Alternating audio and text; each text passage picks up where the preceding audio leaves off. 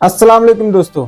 26 जनवरी 2026 को उत्तराखंड से एक ऐसी वीडियो सामने आई जिसने एक बार फिर समाज में बढ़ती कट्टरता और आपसी भाईचारे के बीच की लकीर को उजागर कर दिया।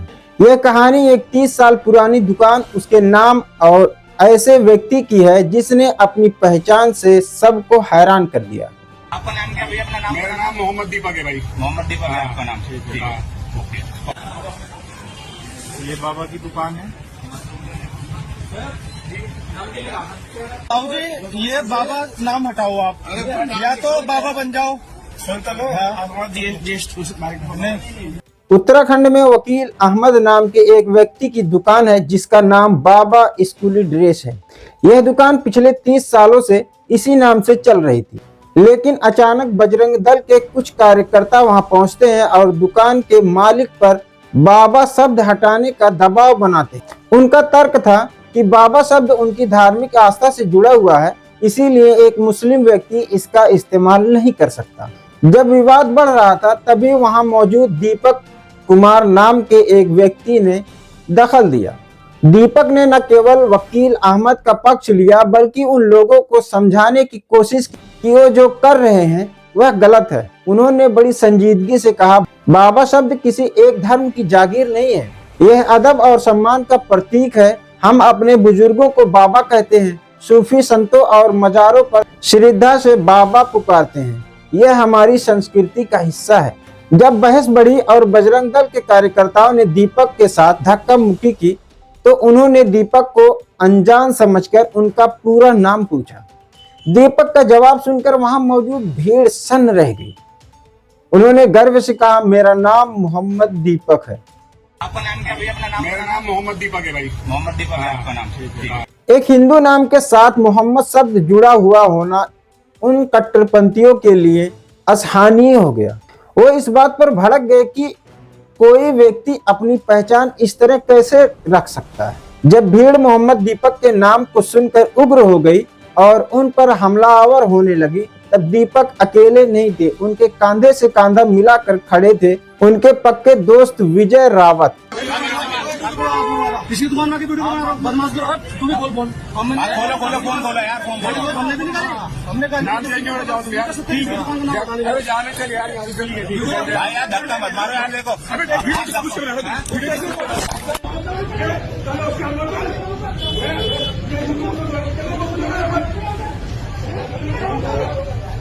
जहां भीड़ धर्म और नाम के नाम पर बंटवारा कर रही थी, वहीं विजय रावत ने यह साबित किया कि दोस्ती का कोई धर्म नहीं होता। विजय और दीपक ने मिलकर न केवल कट्टरपंथियों को दलीलों का जवाब दिया बल्कि अपनी निडरता से उन्हें पीछे हटने पर मजबूर कर दिया।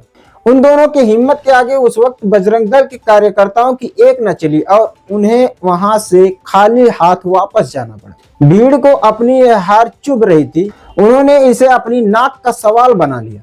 लेकिन दोस्तों, मामला यही शांत नहीं हुआ और सोशल मीडिया पर वो गुटों में यह संदेश फैला दिया कि मोहम्मद दीपक और विजय रावत को सबक सिखाना ही होगा। ठीक 5 दिन बाद 31 जनवरी 2026 को सड़कों पर मंजर कुछ इस तरह का था।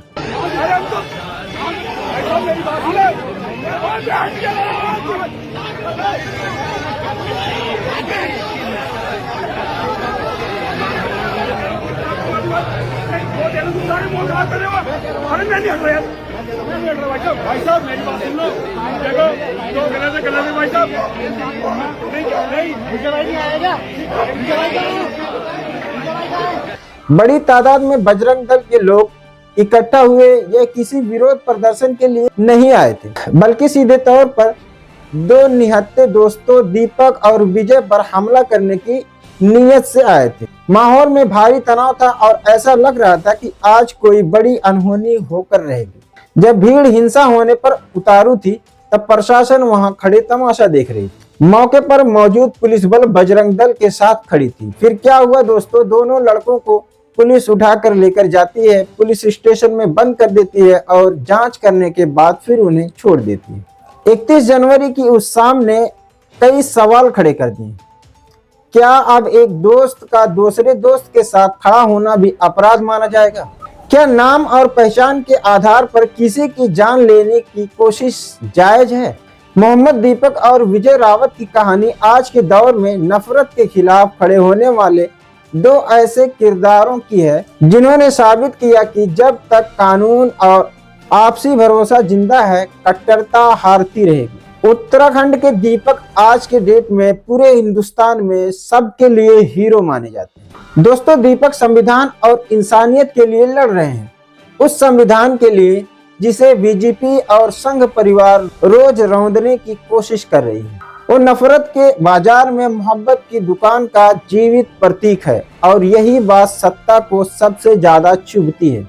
संघ परिवार जानबूझकर देश में आर्थिक और सामाजिक जहर घोल रही है ताकि भारत बटा रहे और कुछ लोग डर के सहारे राज करते रहें। उत्तराखंड की बीजेपी सरकार खुलेआम उन सामाजिक ताकतों का साथ दे रही है जो आम नागरिकों को डराने और परेशान करने में लगी हैं। दोस्तों, नफरत, डर और अराजकता के माहौल में कोई भी देश आगे नहीं बढ़ सकता। शांति के बिना विकास सिर्फ एक जुमला है। दोस्तों, हमें इस देश में और दीपक की जरूरत है, जो झुके नहीं, जो डरे नहीं और जो पूरी ताकत से संविधान के साथ खड़ा रहे। हम सब हिंदुस्तानी दीपक भाई के साथ हैं। कितने लोग दीपक भाई के साथ हैं, कमेंट बॉक्स में जरूर बताएं। दोस्तों, मिलते हैं अगली वीडियो में, तब तक के लिए मुझे इजाजत दें। खुदा हाफिज।